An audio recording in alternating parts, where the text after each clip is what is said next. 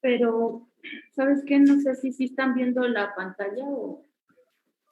Sí, doctora. Ya. ¿Me pueden decir si están viendo la presentación? No, no la ven. Sí, doctora. Sí, sí la vemos. ¿Sí?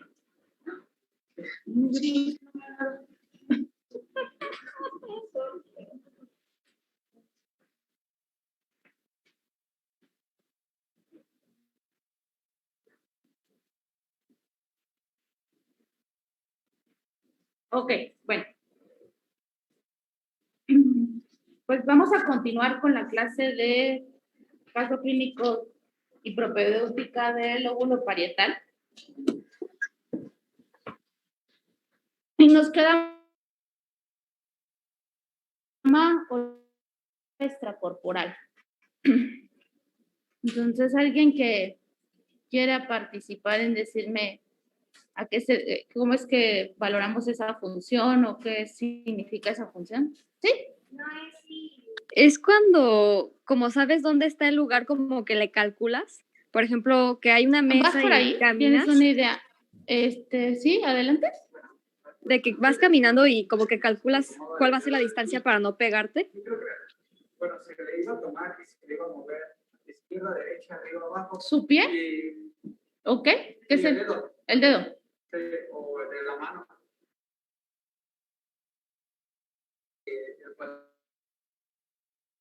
El espacio donde está.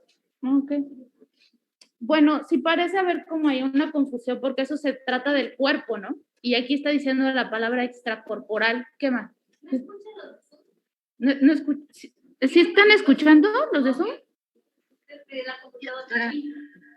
doctora. Déjenme subo todo lo que está. Doctora, creo que una compañera aquí en Zoom le había dado una respuesta. ¿Por qué los de Zoom no me dicen? Es que sí lo escuchamos, pero no Yo sabemos no las escucho. A ver, alguien que hable de los de Zoom. Doctora, ¿nos escucha? Probando. No sé.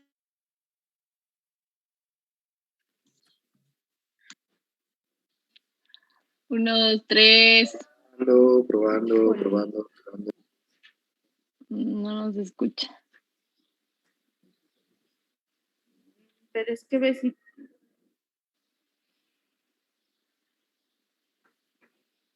¿Nos escucha? En la torre, ¿y ahora qué hacemos?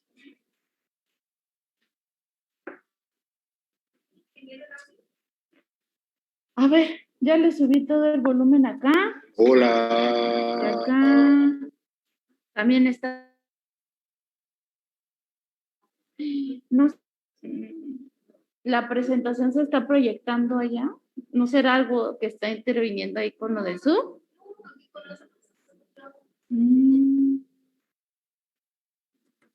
No los escucho. Alguien que me diga qué hacer.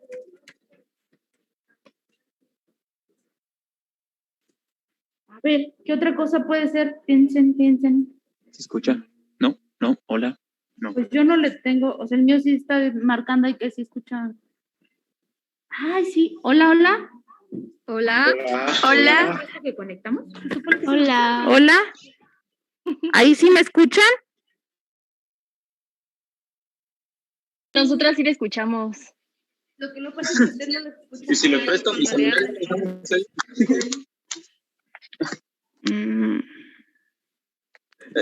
ya me conecté y sí responden aquí, doctor. ¿Sí? Pero Nada más quito el micrófono. No. Le prestamos unos teléfonos para que escuche a... Yo tengo audífonos, No, pero es es que que también... Dice aquí, sí le escuchamos, pero usted a nosotros no. O sea, ellos sí escuchan bien en casa, pero cuando ellos le... Okay. Vamos a hacer algo. Las preguntas me las van a mandar todas escritas y así nos vamos a comunicar porque no los puedo escuchar, ¿ok? O sea, que hable desde aquí, que usted apague su micrófono y le dejo mi celular aquí y está hablando. Es lo que entendí. Ok, pues también puede ser eso. A ver. Sé que sí está bien, doctor. Mira, nena. Y a ver si así escucha. ¿No va a hacer eco? ¿Quién quiere participar de allá de Zoom? Ah, y había dicho que era como el calcular dónde están los objetos, por ejemplo, que si había una mesa, como calcular a qué distancia está para que no te pegues. Ándale. ¿Sí escucharon los demás? Allá atrás escucharon qué es orientación topográfica. Pues pongan atención. A ver, Es como ubicar dónde están los objetos, por ejemplo, que si tú ves una mesa y vas caminando, calcular como a qué distancia está para que no te pegues. muy bien, sí. Otro ejemplo sería, por ejemplo, si yo quiero agarrar la botella de agua, sé cuánto tengo que estirar mi brazo para poder agarrar ese objeto. O, por ejemplo, si ahorita me dicen, tienes que ir a coordinación, recuerdo cómo ir, todo el trayecto que es y regresar. Es la manera de una orientación espacial, ¿saben? Este tipo en una alteración en el óvulo pueden llegar a tener problemas para ubicar en su propia casa, se pierden de ir de la sala al baño o de su cuarto a la cocina. Okay. Sí, tienen dificultad para orientarse. Si tú les dices, por ejemplo, recuerda pues dónde vives, y una cosa es que lo recuerde y otra es que le diga, ¿me puede dibujar un croquis de cómo llegar a su casa o qué hay cerca de su casa? Y no lo pueden hacer, ¿ok? Esa es otra manera de valorar.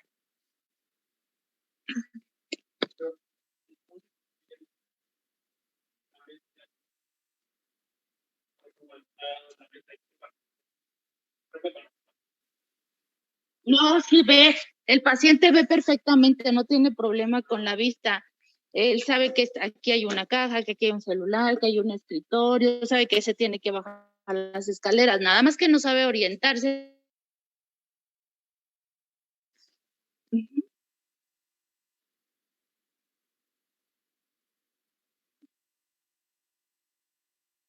Ok. Otra de las funciones es la memoria topográfica y geográfica. Básicamente, esto es lo que me refería con que el paciente es capaz de recordar si estuvo en un lugar determinado y saber cómo llegar a ese lugar. También, GPS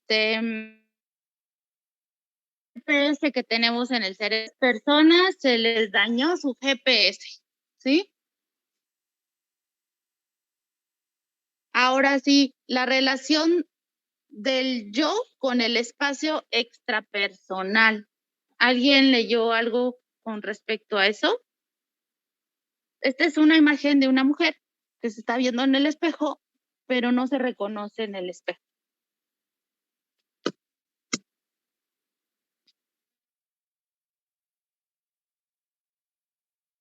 Existe una enfermedad que no reconoce los rostros, ¿no? Ah, sí, muy bien. ¿Cómo se llamará esta enfermedad? Ay, no me acuerdo. Empieza. ¿Ya levantaste la manita? Prosopagnosia. Ajá, muy bien. La prosopagnosia se debe a que el paciente puede tener enfrente a su mamá, a su papá, y no lo reconoce, ¿ok? O incluso puede tener una foto del mismo y no saber qué es. ¿No? También otra cosa es de que se ve en el espejo y no se reconoce a sí mismo, ni tampoco alguna parte de su cuerpo. Si, por ejemplo, ponemos las manos de todos juntos y decimos, señala cuáles son tus manos, no lo sabe hacer. ¿Eh?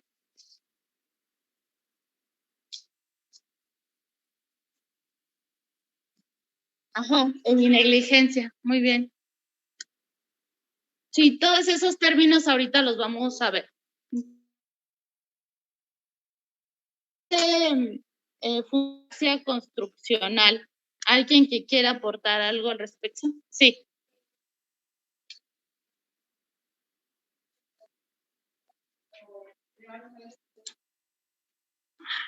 Figuras tiene que ver más con las figuras.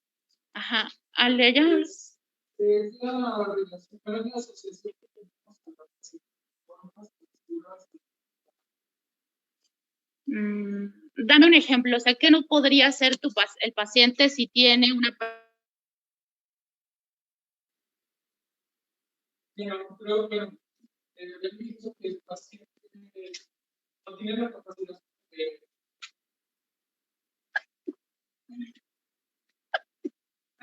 Gracias.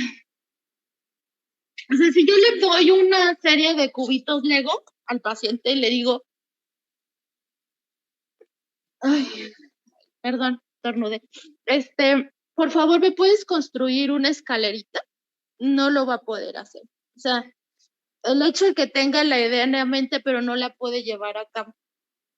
Es que también una integración, ¿no? Sí, también del frontal. ¿Se acuerdan que el frontal se encargaba de planear cosas? ¿Ok? ¿Mande?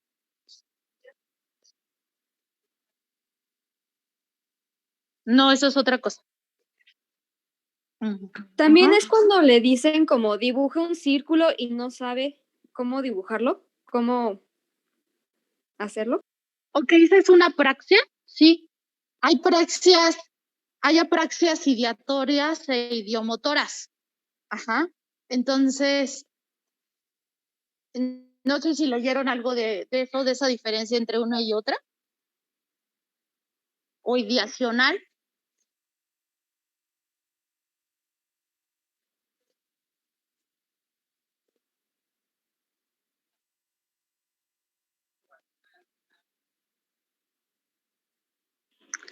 Que en una hay un elemento motor y en la otra no. De hecho, hay varias cosas que podemos pedirle al paciente que haga. Las aprendió, las debería de hacer. Por ejemplo, hazme la señal de la cruz, dime hola, dime adiós, pídeme un ray. ¿Sí me explico? Esas señales visuales, ¿sí me están viendo acá? Ah, no. Esas señales visuales que nos ayudan a comunicarnos con los demás, ¿ok? Como decirnos hola, adiós, pide un ride, detén el tráfico. Esas son apraxias. O sea, son, más bien, si el paciente no lo puede hacer, se llamaría una apraxia. ¿Pero de qué tipo? ¿Ideacional o idiomotora? Su compañera dijo que, o alguien de acá dijo, no sé quién, ya me puse a volar, de que tenía que en una que ver una función motora y en la otra no. ¿Están de acuerdo los de en línea? Sí. Supongo que cuando es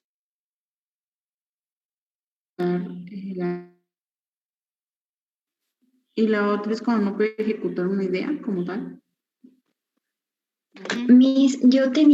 Perdón, doctora, yo tenía entendido que en la apraxia motora el paciente no podía ejecutar un movimiento aprendido, por ejemplo, levantar las manos o mover alguna parte de su cuerpo. Y en la apraxia ideatoria o idiomotora, me parece que el paciente no podía realizar alguna acción con cierto... se ponía los zapatos y después los calcetines o algo más o menos así. Exacto, No, es incapaz de llevar una secuencia, un orden de cosas para lograr un fin. Esa es la diferencia entre una y otra. Ay, ahorita me mandas tu nombre para ponerte participación. Básicamente es eso. ¿Sí escucharon todos? ¿Sí? Ok, entonces, una secuencia de pasos, por ejemplo, es, a ver, platícame cómo te harías un cafecito, ¿no? Ah, no, pues que ponga a calentar el agua. Después de que se calienta, pongo el agua en el té, oigan, en la taza, ¿sí? Le agrego el cafecito, luego el azúcar, ¿sí me explico? O sea, toda esa secuencia de pasos, escríbeme cómo te atas los zapatos, o cómo abrirías una puerta que se encuentra cerrada con un candado, ajá. Ese tipo de secuencias para lograr un fin que incluyen tanto pensar, planear y hacer algo con el movimiento. Bueno, continuemos.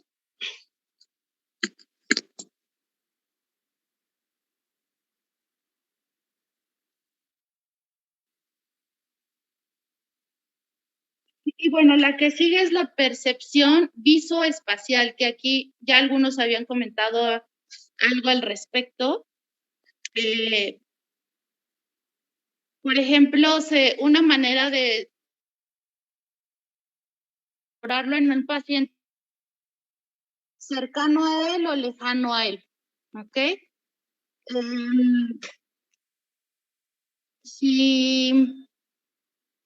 Si esa persona puede identificar esa diferencia, pues tiene íntegra la función, si no, pues tiene una alteración de la percepción visoespacial. Otra de las funciones que se pueden analizar en el lóbulo parietal es la conducta exploradora, ¿no? Desde chiquitos de andar buscando que las piedritas, que las conchitas, que andar buscando tras los animalitos, o sea, como esa curiosidad que implica el movimiento también y una conducta, pues sí, exploradora.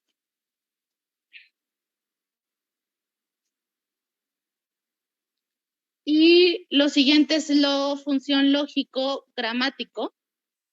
Esta función, miren, yo lo señalo en la computadora, pero aquí.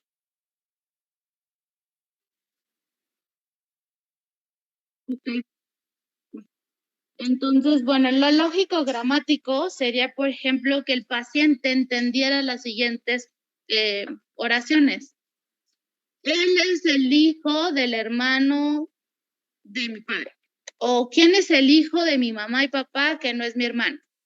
O que nos dé la interpretación de algún un símbolo, ¿no? O sea, el paciente que es capaz de decirte pues el significado de este tipo de oraciones o que puede entenderlas, tiene íntegra esta función. Vamos a poner un poquito más en práctica todo esto que hemos visto.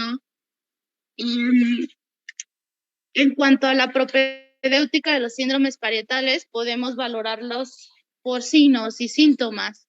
El primero sería lo sensitivo. Dijimos que por excelencia la función principal del lóbulo parietal es sensitiva. Entonces, hay sensaciones subjetivas, es decir, que solo el paciente las va a apreciar y nosotros pues medir. Y otras que son objetivas en las que podemos medirlas incluso por escalas. Por ejemplo, las subjetivas serían las parestesias.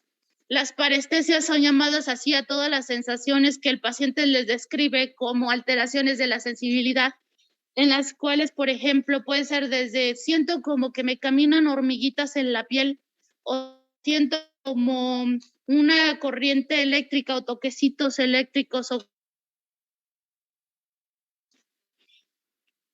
a todo eso le llamamos parestesia. Nosotros, ¿cómo vamos a saber si lo que está diciendo la paciente es real? O sea, no hay manera de medirlo, de saberlo, ¿ok? Eso es subjetivo porque lo siente. En cambio, en las objetivas podemos ver si el paciente está cursando, por ejemplo, con una hemianestesia. ¿Qué quiere decir eso?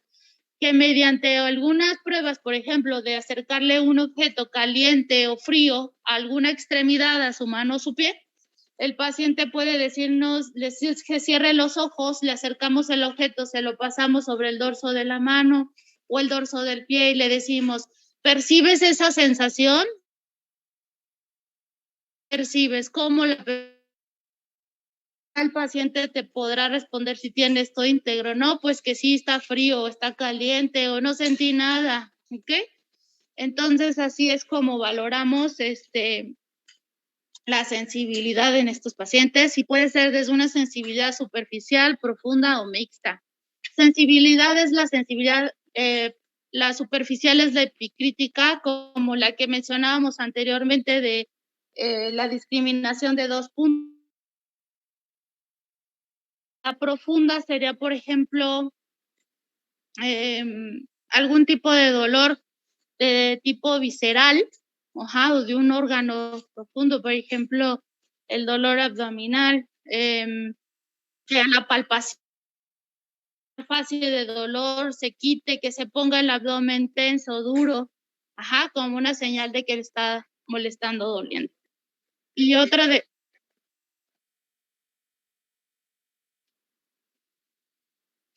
Pero hay manera de ver o duro, ¿no? Ese es. Ajá, sí, exactamente. Otro de los síndromes parietales que podemos observar y que no lo mencioné anteriormente, pero que es bien importante, son que puede tener síntomas visuales el paciente. ¿Cuáles síntomas visuales? Uno de ellos es la mianopsia homónima lateral. Aquí en este son, bueno, el apuntador, pero en los primeros dos circulitos que ven como hay una zona lateral oscura de los ojos. Esas zonas donde no pueden ver los pacientes, lo que está dibujado de negro. Ajá. Si lo que no estuviera viendo fuera lo que está de color blanco, sería una mianopsia en las cuadrantanopsias. Si se fijan, solo una cuarta parte del campo visual es el que no pueden ver. En este caso es una cuadrantanopsia heterónima. ¿Qué sería? Derecha, izquierda. Sería una cuadrantanopsia homónima derecha. superior izquierda. Así es, homónima superior izquierda. ¿Y esto a qué se debe? Les puse una imagen a continuación de cuál es el sitio de daño, de por qué se da este tipo de mianopsia o cuadrantanopsia. Esa es una. Ajá, sí, dígame. ¿Quién quiere participar de ella? Sería una lesión en el lóbulo inferior derecho, a nivel ya de la cisura calcarina y la.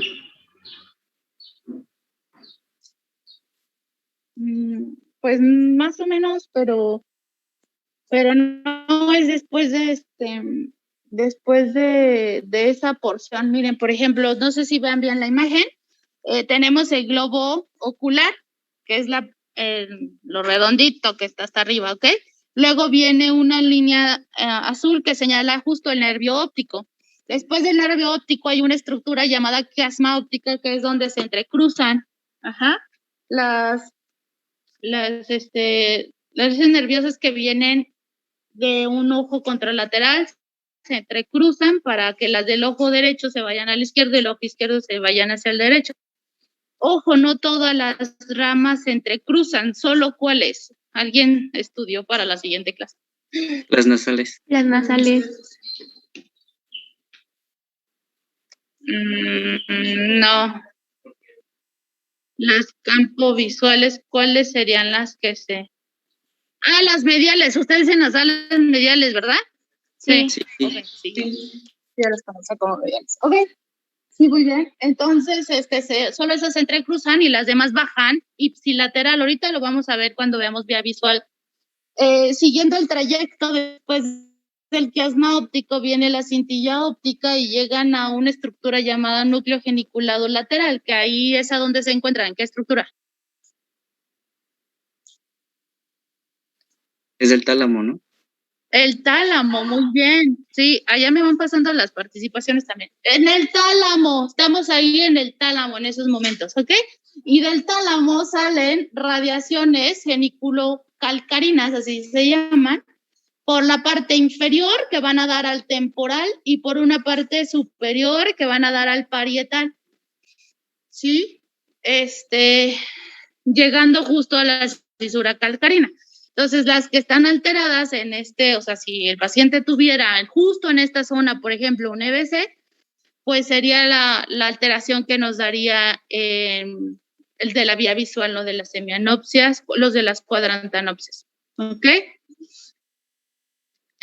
Otro de los síndromes parietales son las apraxias, okay, que es la alteración de la planeación de movimientos. Eso se define una apraxia y puede ser ideatoria, que es la pérdida de la habilidad de planear una acción simple. Sin embargo, la idiomotora no existe una coordinación entre la formación de ideas y la actividad motora.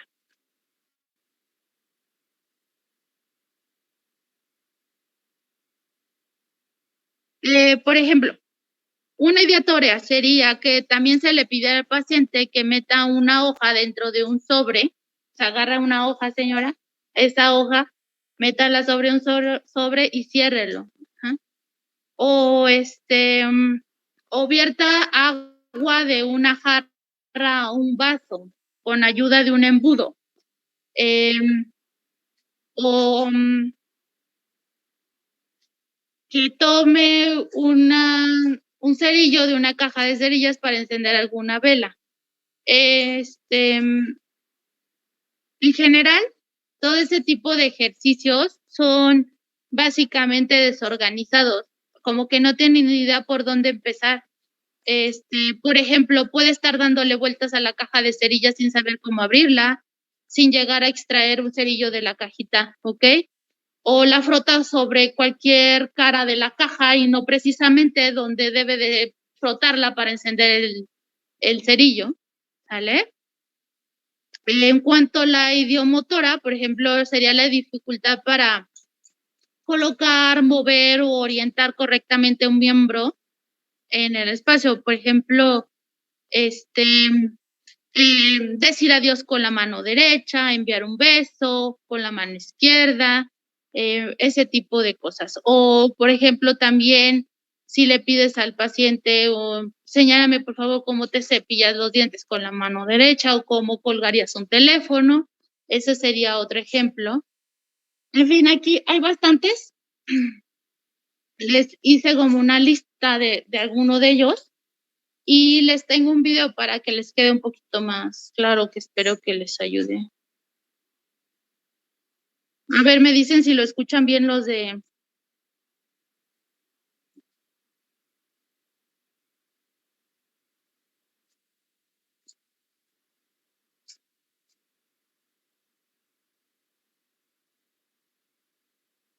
Todavía no hay audio, así que...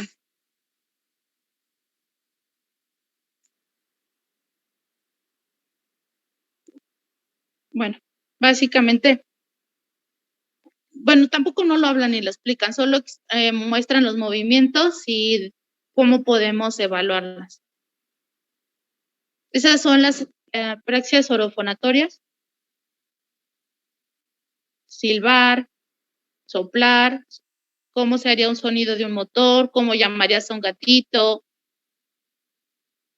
un sonido de desaprobación o de que no te gusta algo, un chasquido de la lengua. Otra es mediante gestos simbólicos. Saludo militar. ¿Cómo definirías a alguien que simularías al que esté loco o decir decir adiós, despedida? Amenazas. Aléjese o váyase. Mímica de uso de objetos. Cepíllese los dientes. Peinarse con ambas manos. Siempre valorarlo con ambas manos. Pedirle al paciente, ¿no? Haga como si estuviera utilizando un martillo o un serrucho.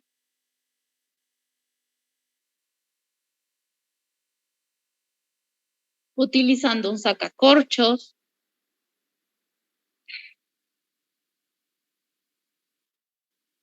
Un abrelatas. Uso secuencial de objetos. Vela, caja de los cerillos y encender la vela. Un sobre, meterlo, una hoja, meterle un sobre de papel y cerrarlo. Envolver un paquete. Imitación de posturas. Con tu puño en la barbilla. Con la mano de manera sagital en el mentón. Coloca tu mano en la cabeza.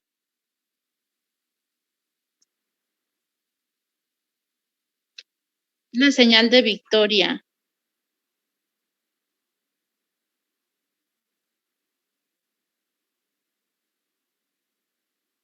Bueno, en esto utilizamos ya ambas manos.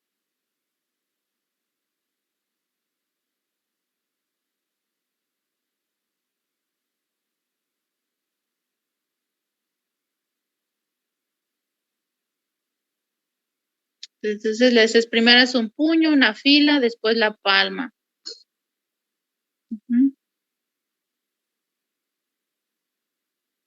La coordinación recíproca es en una mano es un maño, en una mano genera un puño y en la otra extiéndela.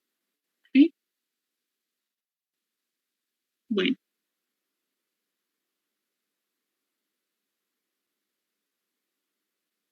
Listo.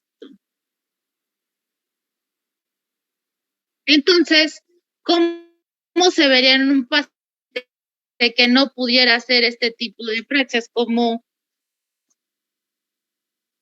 este es un video de una pacientita que sufrió un evento vascular isquémico y que sería bueno que se escuchara.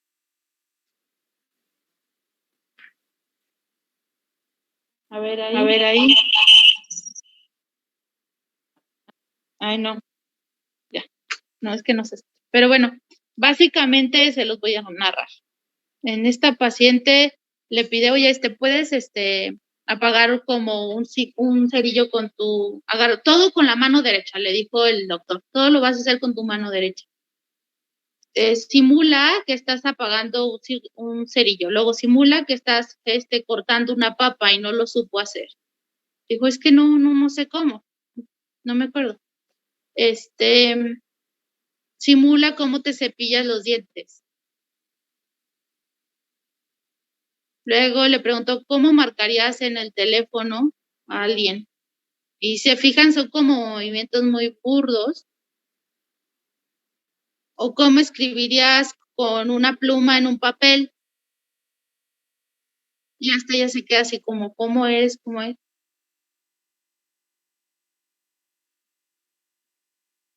Se los voy a pasar para que lo puedan escuchar bien, todo lo que le dice el doctor.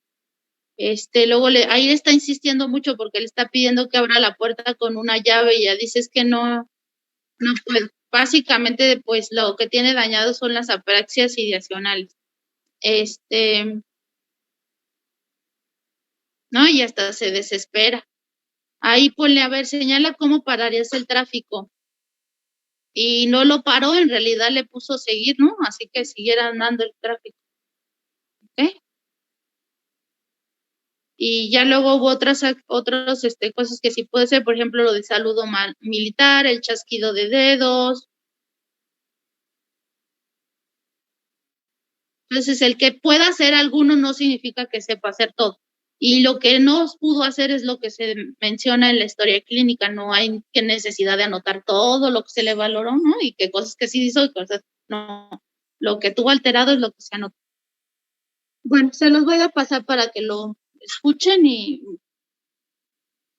¿vale? Entonces, pues bueno, ese es el resumencito del video.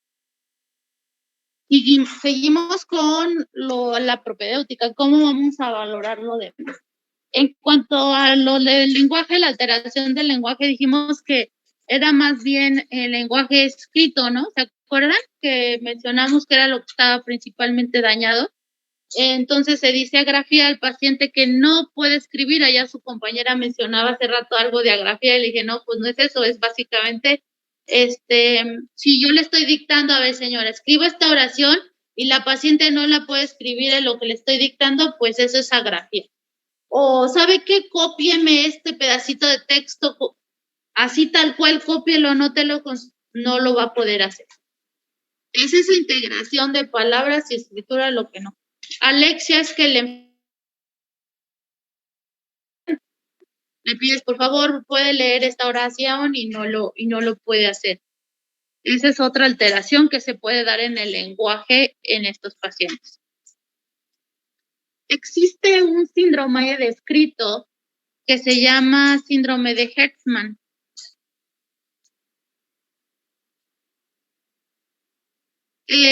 Fue escrito entre el 1924 y 1930 y está vinculado a lesiones en el parietal izquierdo.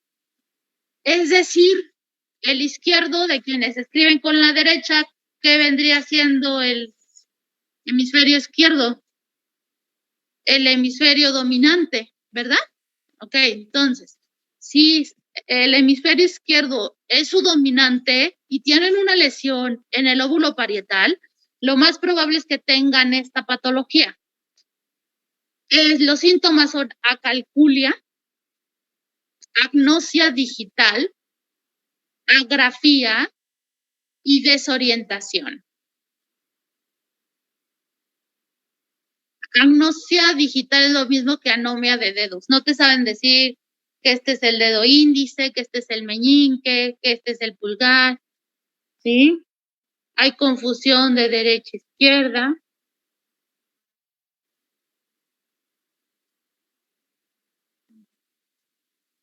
En cambio, si el que se lesiona es el parietal derecho, que no es el hemisferio dominante, ¿qué síndrome tendría el paciente? Pues tendría inatención de una parte del cuerpo en el espacio, que a eso dijimos que se le llama negligencia, ¿ok? Negligencia contralateral. ¿Sí? ¿Alguien que quiera participar?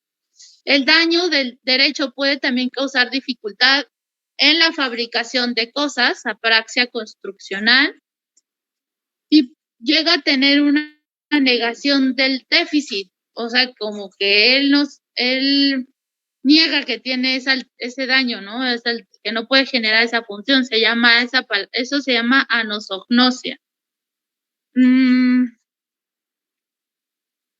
Vamos a ver cómo lo valoraríamos, porque esto es propedéutica, ¿verdad?